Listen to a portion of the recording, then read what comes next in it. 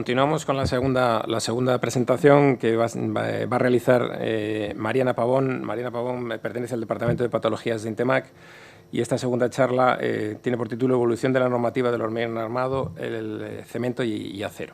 Adelante, Mariana. Bueno, buenas tardes. Yo voy a hablar un poco de cómo ha ido evolucionando la normativa del hormigón desde que se introduce el hormigón armado en España. Empezaré con una breve introducción y ya después entraré en detalle en la evolución normativa del hormigón y el acero, partiendo de unas consideraciones generales en las que expongo lo que a mi juicio son un poco los rasgos más significativos de cada una de ellas. Y particularmente pues trato también los materiales, la evolución del hormigón y del acero y también de los coeficientes de seguridad. Y por último termino analizando de una forma rápida la evolución de la normativa del cemento. En primer lugar, como ya ha dicho Jorge, ¿no? Pues es importante el conocer cómo ha ido evolucionando la normativa del hormigón, para poder valorar las condiciones de las estructuras en la época en la que fueron proyectadas y de esa forma pues conocer la capacidad portante de la época en la que fueron diseñadas y poder diseñar un correcto plan de investigación de cara a la evaluación que se quiere realizar. A lo largo de la historia, desde que se introduce la técnica del hormigón armado en España hasta la actualidad, pues ha evolucionado considerablemente. Ha habido avances de la técnica, un mejor conocimiento de los materiales y bueno, esto es una muestra de ello, ¿no? En la foto superior pues se muestra una imagen de uno de los primeros puentes de hormigón armado que se construyeron en España y la inferior uno de los últimos, ¿no? Y se notan pues significativas diferencias. Y aquí pues sería un poco el ejemplo paralelo en obras de edificación.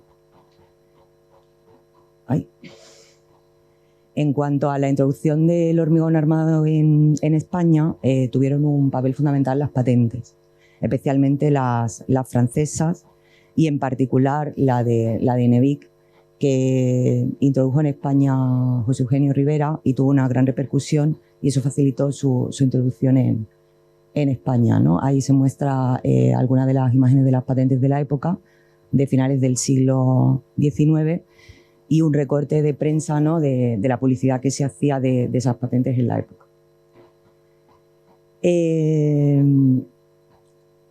Antes de lo que fue la primera instrucción oficial, ¿no? que se publica en España, que es la instrucción de 1939, hay una instrucción que se publica en el año 1912, que no es una instrucción como tal, sino que ya establece una serie de recomendaciones en cuanto a temas de contenido en cemento de las muestras y los coeficientes de fractura que deberían de tener en función del contenido en cemento.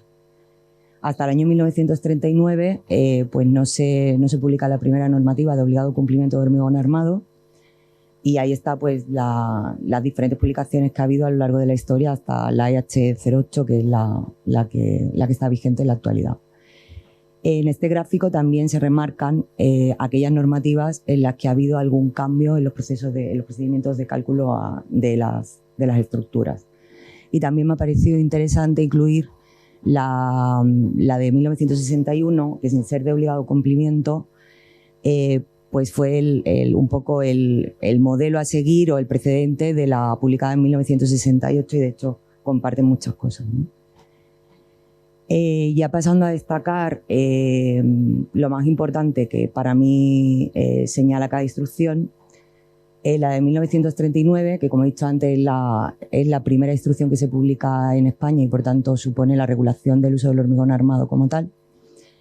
Destacar que como procedimiento de cálculo pues son los cálculos basados en la teoría clásica y en el método de las tensiones admisibles.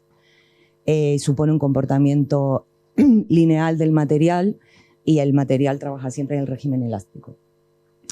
La del año 1961, como he comentado antes, no es de obligado cumplimiento y ya introduce, como después se publica en la del 68, el método introduce el cálculo en rotura, que estaba fundamentado principalmente en un diagrama rectangular de compresiones del hormigón y asume ya un cierto comportamiento plástico del material. Esto es debido a que se conocen mejor los materiales y se pueden aprovechar mejor sus características, y también además se introduce el concepto de resistencia característica, el coeficiente de minoración y de mayoración de acciones de forma ya explícita, y en los elementos hormigonados en vertical penaliza un 10% la resistencia del hormigón. En la instrucción de 1973 ya se introduce el método de los style límites tal y como lo conocemos hoy día, con ligeras variaciones, que se fundamenta en un diagrama de tensión de formación para aula rectángulo. Introduce un coeficiente de cansancio para el hormigón que tiene un valor de 0,85. Se tipifica por primera vez el hormigón, que se designa con la letra H seguido de la resistencia característica que tenga el hormigón, y asocia la resistencia característica a un nivel de confianza del 95% que sigue hasta nuestros días. La serie normativa publicada entre los años 80 hasta el 91 introduce pocos cambios con respecto a la de 73, y solo resaltar quizás como rasgo más significativo que publicada en el 88 se hace una definición de los ambientes, o sea, de las clases de exposición mucho más específica. La EHE, publicada en el año 1998, ya se le da una gran importancia al aspecto de la durabilidad de las estructuras. Se hace una clasificación más formal de los tipos de ambientes y se establecen clases generales y específicas de exposición. En cuanto a los métodos de cálculo, se elimina el método del momento tope, se realizan ligeras modificaciones en el estado límite de agotamiento frente a cortante, y se incluyen por primera vez un anexo específico de los hormigones de alta resistencia. En la EH del 2008, que es la que sigue vigente en la actualidad, se introduce ya el estado límite de durabilidad dentro de lo que son el método de los estados límites. Ya se incorporan los hormigones de alta resistencia y criterios de sostenibilidad dentro de lo que es el propio texto y no como anexo. Y a resaltar en la práctica la eliminación del coeficiente de cansancio, ya que pasa de tener un valor de 0,85 a un valor igual a la unidad. En cuanto a la evolución que han sufrido los hormigones, pues bueno, en esa primera instrucción de 1912 se hacían recomendaciones de dosificación, como ya he comentado antes, y se determina un contenido en cemento, se recomienda que el contenido en cemento tiene que estar comprendido entre los 400 y los 300 kilos. En la instrucción de 1939 ya se hace una primera designación de los hormigones que va en función de la relación agua-cemento, y se establecen calidades de la A a la F, y el contenido en cemento estaría comprendido entre los 400 y los 200 kilogramos, de mejor calidad a calidad inferior. La de 1968 ya establece un valor mínimo para estructuras de hormigón armado, y lo establece en un valor de 12 megapascales. Ya se introducen los conceptos de durabilidad y se empiezan a permitir el uso de aditivos en el hormigón. En la instrucción de 1973 se modifica ligeramente ese valor mínimo a exigir para las estructuras de hormigón armado, y la resistencia mínima va en función del límite elástico del acero, del tipo de acero que se utilice. Entre el año 80 y la publicada en el 91, pues tampoco hay grandes cosas que señalar, más allá de una definición más formal de las clases de exposición en función de la relación, y la relación agua-cemento y el contenido en cemento pues va en función de la clase de exposición a la que vaya a estar expuesta la estructura. La EH y la EH08, pues como le da un gran peso a la durabilidad, designa unas clases de exposición mucho más detalladas, marcando clases de exposición generales y específicas en función de la agresividad a la que esté expuesta la estructura. Aumenta el valor mínimo de la resistencia característica en las estructuras de hormigón armado, y modifica completamente la tipificación de los hormigones, que van en función de 5 parámetros. La primera, sería el tipo de hormigón, masa, armado, pretensado. La segunda sería la resistencia, la consistencia, el tamaño máximo de adherido y el ambiente al que esté sometido. Y establece un contenido mínimo en cemento de 250 para las clases menos agresivas y de 350 en las clases agresivas en estructuras o sea, en el hormigón estructural. En cuanto al acero, esta instrucción de 1912 recomienda el uso de barras redondas frente a las estriadas porque son más económicas, porque tienen una mayor superficie y al no estar estriadas, pues supone que son más fáciles de hormigonar. La instrucción de 1939 establece un acero de tipo normal o dulce con un límite elástico de 140 megapascales y recomienda, bueno, o especifica qué recubrimiento mínimo tienen que tener los elementos, que los determina en mayor de un diámetro o mayor de 1 centímetro y en caso de elementos que estén expuestos a lluvias o en zonas húmedas o que tengan riesgos de incendio, pues tiene que ser mayor a 3 centímetros. Y también limita la separación de las armaduras en horizontal. En cuanto a los anclajes, propone distintos tipos, ¿no? Por prolongación de armadura, que este debería de ser mayor o igual a 30 diámetros cuando se trata de barra lisa y mayor o igual a 25 veces el diámetro en barras corrugadas, o de tipo gancho o patilla, tal y como se muestra en la imagen. Los esquemas de armado se realizaban siguiendo las direcciones de las tensiones que se iban desarrollando dentro del elemento, como se muestra en la figura adjunta. A un lado estarían las líneas de tensiones y en otro, pues, cómo resultaría el esquema de armado. La instrucción de 1961 introduce ya las barras corrugadas, reduce con respecto a la anterior el límite elástico de las barras lisas a 230 y especifica que para las barras corrugadas este límite elástico tiene que ser superior al 25% de las barras lisas. En la del 68 se distinguen entre acero liso y de alta adherencia o de dureza natural y se le asigna un límite elástico mayor a las barras con un diámetro inferior a los 16 milímetros. También establece una separación de las armaduras tanto en el sentido horizontal como en el vertical y los recubrimientos tendrían que estar comprendidos entre el diámetro de la armadura y no ser superiores a los 4 centímetros. Además, en esta instrucción se determina el punto a partir del cual debe disponerse el anclaje en función del tipo de acero que se utilice.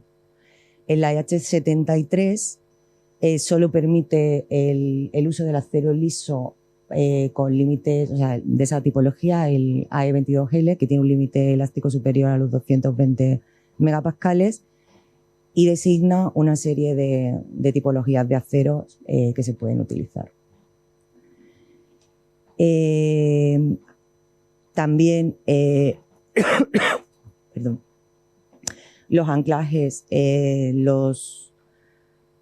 van en función de la posición, describiendo, o sea, o disponiendo dos posiciones en función del tipo de adherencia, y las longitudes van en función del diámetro del carrado y de un parámetro M que depende de las características mecánicas tanto del hormigón como del acero, y en las barras lisas, que será en función de su diámetro y de un parámetro N al que solo le afectan las propiedades del hormigón.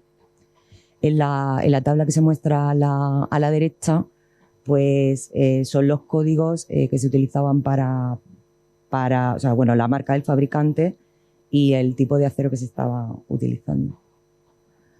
Del año 80 al 91, pues ya se dice que las estructuras, o sea, que el acero tiene que tener un recubrimiento mínimo de 2 centímetros. En el año 88 se asocian los recubrimientos a las clases de exposición y en el 91 se introducen los aceros soldables. En cuanto a la EHE, es la primera instrucción que agrupa tanto las estructuras de hormigón armado como de hormigón pretensado y por tanto ya se incluye la armadura activa en esa instrucción. desaparecen el acero liso y el estirado en frío, y el recubrimiento va en función de las clases de exposición, de la resistencia característica del hormigón y del tipo de alimento y del nivel de control. A la suma de estos dos parámetros es lo que se le denomina recubrimiento nominal. En la instrucción de 2008, además de las barras corrugadas soldables, se incluyen las de utilidad especial, que se designan con las letras SD, y además de los parámetros a tener en cuenta en el recubrimiento de la EHE, se le añade también el tipo de cemento utilizado y la vida útil del elemento. En cuanto a los coeficientes de seguridad, pues bueno, en la actualidad la seguridad estructural está asociada directamente a la probabilidad de fallo o fiabilidad.